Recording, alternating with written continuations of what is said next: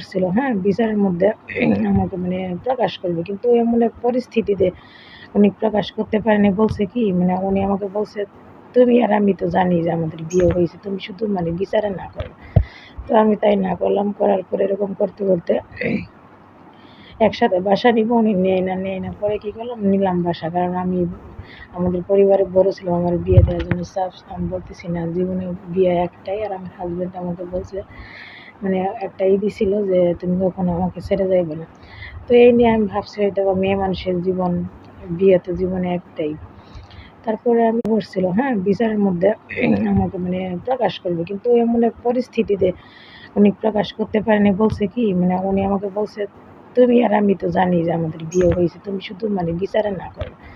তো আমি তাই না করলাম। করার পরে এরকম করতে করতে একসাথে বাসা নিব, উনি নেয় না। পরে কি করলাম, নিলাম বাসা। কারণ আমি আমাদের পরিবারে বড় ছিলাম, আমার বিয়ে দেওয়ার জন্য চাপ। আমি বলতেছি না, জীবনে বিয়ে একটাই। আর আমার হাজব্যান্ড আমাকে বলছে, একটা দিছিল যে তুমি কখনো আমাকে ছেড়ে যাইবে না।